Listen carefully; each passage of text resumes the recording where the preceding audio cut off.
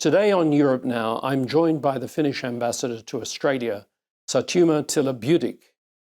Ambassador, thanks very much for joining us on Europe Now. Thank you.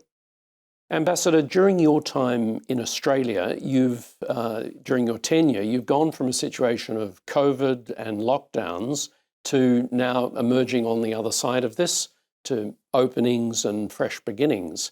I'm wondering what key challenges in terms of Finnish-Australia relations, what key challenges and opportunities you see for 2023?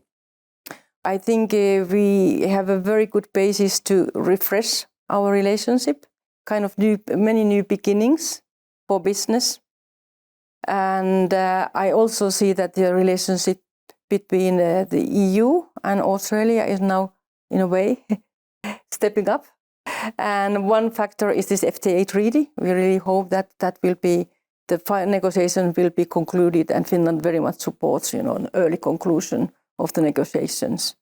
And I could maybe also mention that there is this strategic dimension to free trade agreement, which is very important.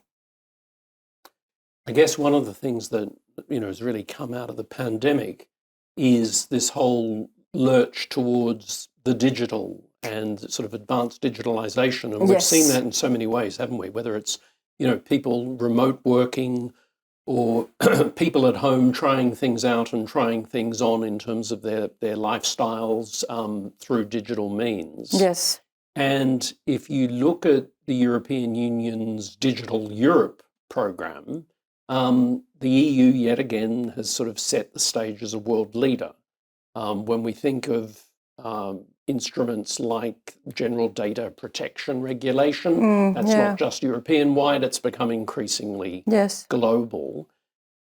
Finland has consistently occupied a kind of number one spot in terms of digital readiness across Europe. Yes. How do you see the digital landscape at the current juncture? Well, in this field, in digitalization, Finland has a lot to offer. So I think we are one of the key players within the EU, and also green transition and digitalization of industries. So that is that will also next year, I think, will be one of the key issues we have to discuss further. And Finland is very strong in this field. And the world's become increasingly fixed and fixated now on cyber threats. Yes. And we're seeing a lot of concern over cyber in general, cyber attacks.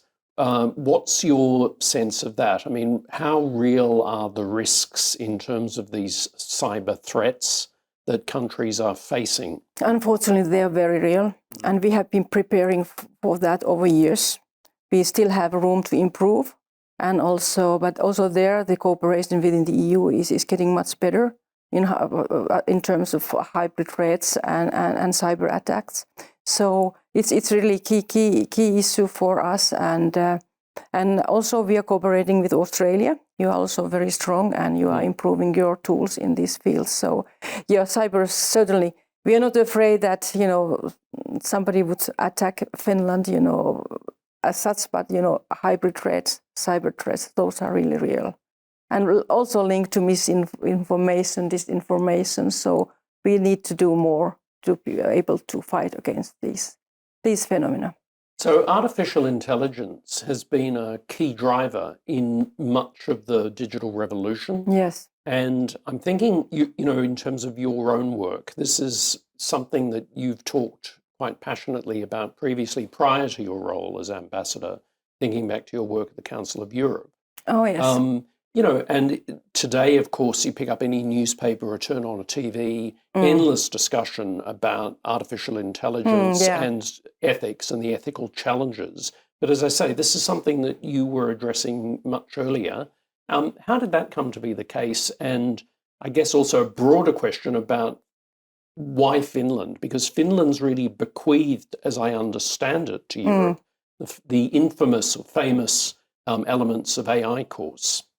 Oh, yes. I think Finland was really a forerunner in that field. And yes, I was working at the Council of Europe in Strasbourg, and that was already like 5 years ago. We were very much focusing on developing different tools how to fight against these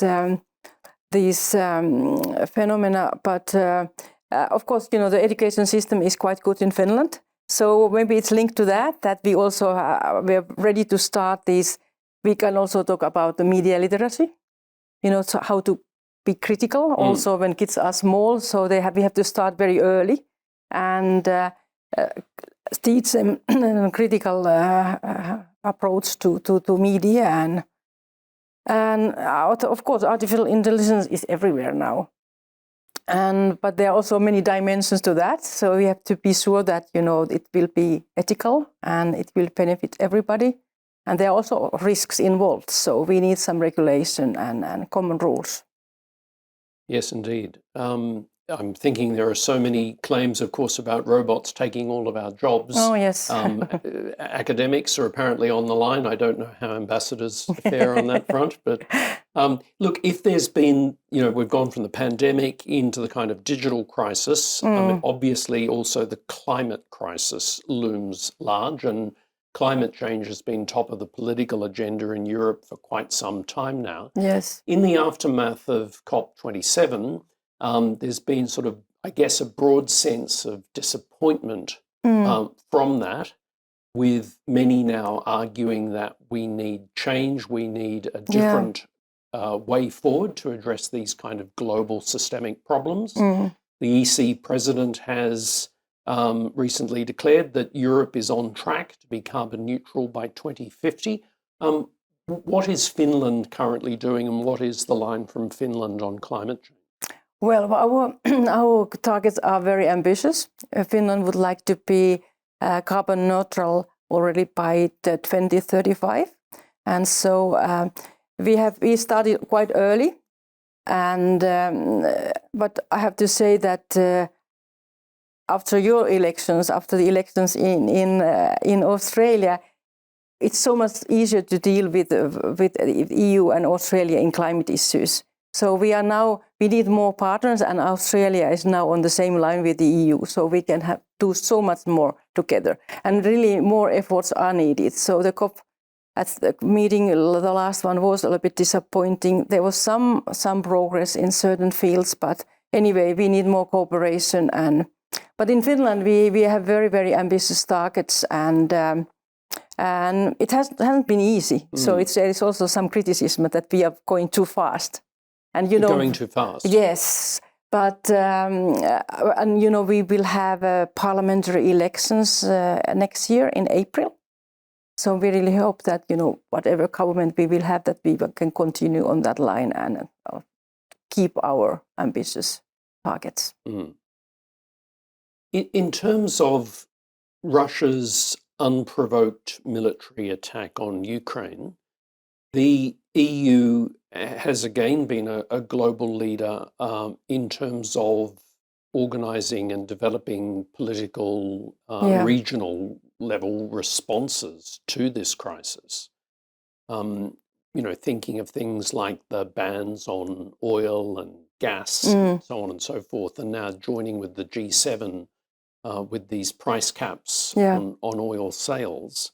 I'm wondering what, given the desperation and the sheer level of destruction of the current situation, is there a kernel of hope in all that, do you think? Will the ultimate aim there succeed? That is to say, will Russia simply not have the money in time to be able to fight this war against the backdrop of these kind of new global compacts and emerging forms of global governance that the EU's been, I think, successfully developing?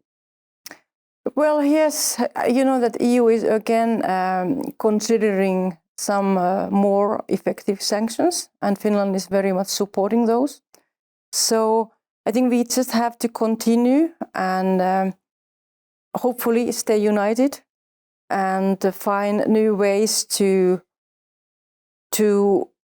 stop Russia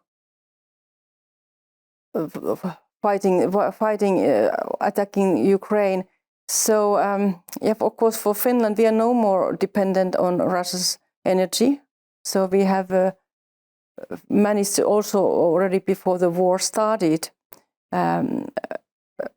our dependencies were not that big, but of course, the energy crisis as such is really, really serious.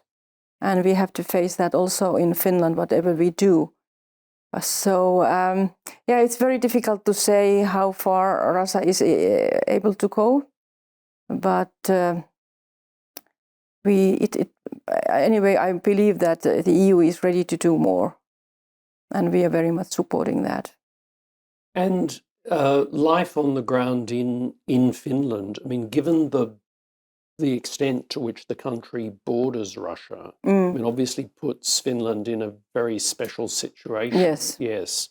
How would you characterize not only the country's response, but men and women's level of worry and concern and anxiety about what we're seeing? Well, people are worried and also very disappointed, because over the years we always try to have all channels open to communicate with Russians. We try to improve the relationship. We have had many difficult issues with Russia, but we thought that supporting the civil society and many other factors there, so that we will be able to build a good neighborly relationship. But everybody is very much disappointed. There's no trust anymore. And that's very sad. And people are worried, but what happened with our NATO, the application to NATO, so it happened in a way over the night. We always had this NATO option, but only maybe a quarter of the population of citizens supported the application. But it just happened that, after February 24, so majority of people are really supporting that we have to join the NATO.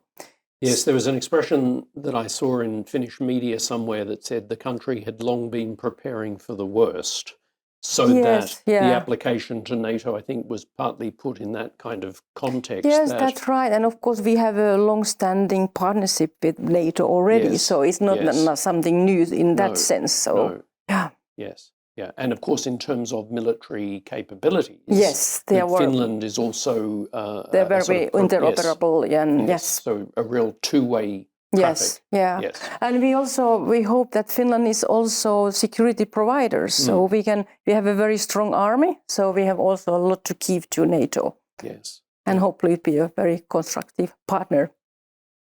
Switching gears, I wanted to ask you something about your work and the work that you do with colleagues here at the Embassy in Australia.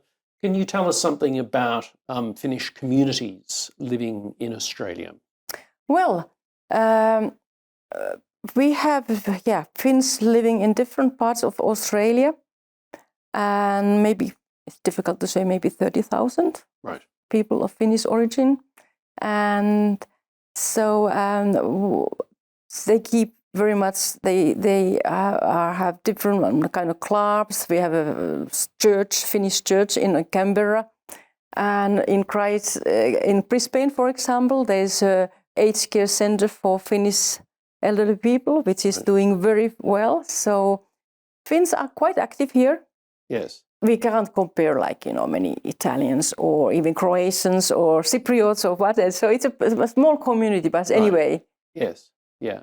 And now, you and your colleagues have this opportunity, as I was saying earlier, post the pandemic, to be able to have much greater public engagement. That's right, yes.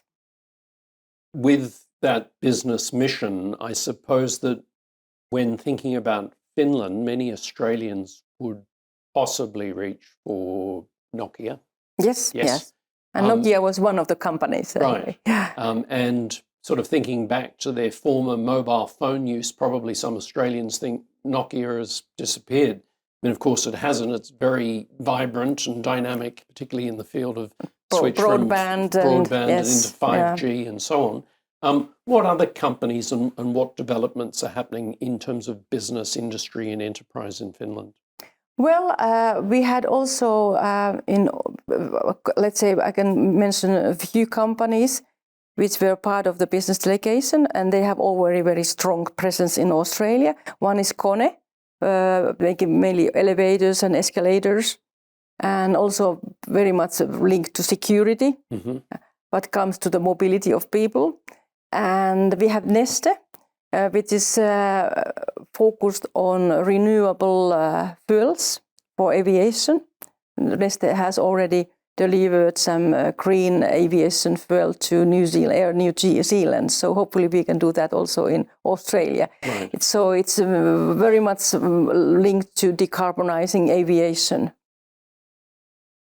Finally, Ambassador, I'd like to ask you, and against that backdrop of this period of experimentation and exploration between Australia and Finland, perhaps with your ambassadorial crystal ball here, what would be your long-term hope for Finnish-Australia relations looking out for the next few decades? Well, unfortunately, I don't have any crystal balls, but of course, I hope that we could have more Finnish companies coming to Australia, but also to have some Australian investments in Finland.